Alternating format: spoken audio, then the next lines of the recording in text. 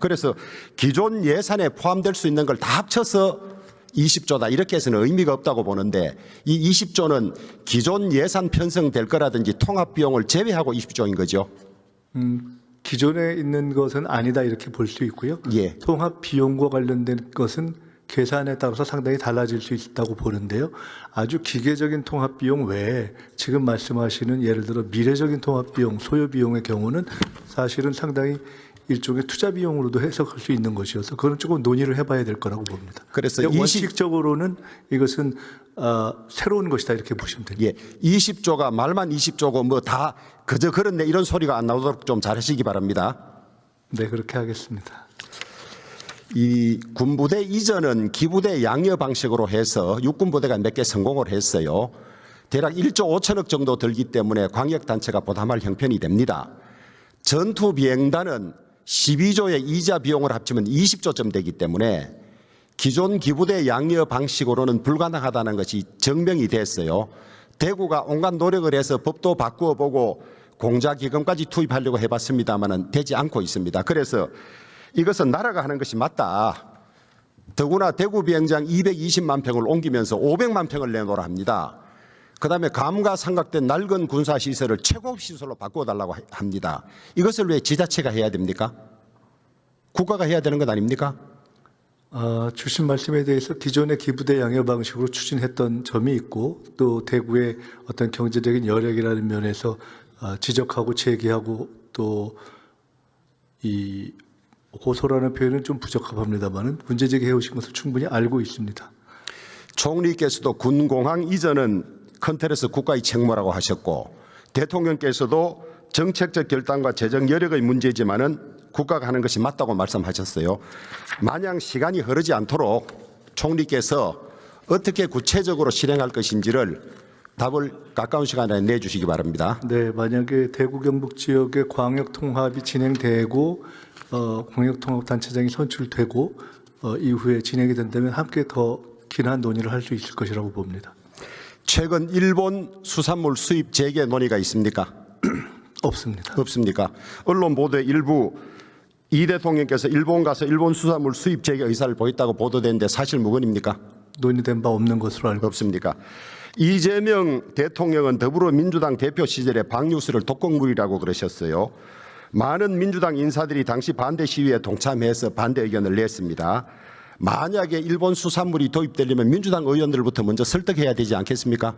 그것은 민주당 의원들을 설득하느냐의 문제보다도 그 일본 수산물 지금 문제로 되고 있고 현재 수입이 제한되고 있는 수산물 자체가 일정 시기를 거쳐서 충분히 안전하다고 볼 수 있는가라는 문제에 대한 과학적 판단이 나면 그에 대한 국민적 공감에 기초해서 진행될 것이라고 봅니다. 아니 총리께서는 2024년 8월 오염수 방류 1년이 지났는데 아무 문제 없다는 주장에 대해서 우리 해안에 유입되는 데는 5년에서 10년이 걸려서 아직 모른다 그러셨어요. 그럼 10년 기다리고 결정하실 겁니까? 그것은 아시다시피 그것은 바로 1년 후가 아니라 관련된 그 수산물에 관련된 유해 요소들이 실제로 우리 해안에 닿는데 상당한 시간이 걸린다는 주장이 있는 걸 잘 알고 계시기 때문에 그에 대한 것은 꼭 5년 후다 아니다라기보다는 일정하게 과학적 판단의 시간이 필요할 거라고 봅니다. 하여튼 대통령께서 독극물이라 하신 점을 염두에 두고 판단하십시오. 뭐 그것을 염두에 두라는 게 무슨 뜻인지 잘 모르겠습니다. 아니 대통령께서 일본 수산물이 독극물이 포함된 거라 그러셨는데 수입 재개가 논의된다면 그 점에 대해서 국민들에게 충분히 설명하셔야 될 것 아닙니까? 논의된 바 없다면 다행입니다. 논의하고 있는 바 없다고 말씀드리고 알겠습니다. 예. 지자체장들이 선거 때마다 내가 예산을 더 받아오겠습니다. 혹은 기업을 유치하겠습니다. 이랬습니다. 예산은 조금 더 받아온지 모르겠지만은 기업을 유치한 지자체는 극히 드뭅니다.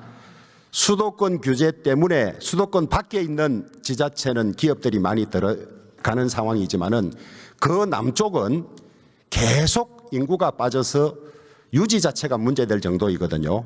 그래서 아무리 지자체장이 노력해도 해결될 수 없는 문제다. 이것은 경기 규칙의 문제다. 서울에서 먼 지역, 낙후된 지역에는 기업이 선호해서 올 수 있도록 상속세라든지 법인세라든지 이런 데 혜택을 주어서 기업이 스스로 선택해서 오도록 해야지 지자체장이 개인 역량으로 한두 개 기업 유치한다고 해서 지역 세태가 없어지는 것은 아니거든요. 지난 2월 4일 국민의힘 장동혁 대표가 교섭단체 대표 연설을 통해서 지방이전기업 법인세 제로, 지방이전기업 10년 유지 시 상속세 전액 면제를 제안했고, 같은 날 이재명 대통령께서 재정 배분이나 정책 결정 과정에서 서울에서 거리가 먼 지역을 가중에 지원하는 가중 지원 제도를 법제화하겠다고 하셨습니다. 이것을 법제화하려면 상당히 정교한 장치가 필요할 텐데 어느 정도 거리에 어느 정도 세제 혜택을 주면 기업이 움직일 것인지, 그리고 국가 전체적으로 세수 결손은 없을 것인지 따져야 되는데 구체적인 노력을 하고 있습니까? 무슨 팀이나 TF가 구성되어 있습니까? 네, 하고 있습니다. 지금 의원님께서 말씀하신 그러한 문제의식, 지역으로, 지방으로 실제로 산업과 기업이 옮겨가야 한다라는 것에 대한 문제의식은 아마 우리 의원님과 우리 대통령의 문제의식과 열의, 의욕, 의지가 거의 같다. 더하면 더할 거라고 저는 생각합니다. 조금 전에 말씀처럼 수도권에서 멀수록 더 이러저러한 혜택을 둬서 기업 스스로 선택할 수 있게 해야 한다라는 원칙을 누차 말씀하시고 있고요. 지금 일종의 그것을 일종의 계수를 개발해서 다양한 방식의 정책의 혜택을, 그러니까 정부 정책에도 반영하고 기업에도 지원을 더할 수 있는 계수를 행안부 등에서 개발하고 있습니다. 그런 이야기들이 각 정권에서 나온 지는 오래됐는데 가시적인 성과는 아직까지 하나도 없었거든요.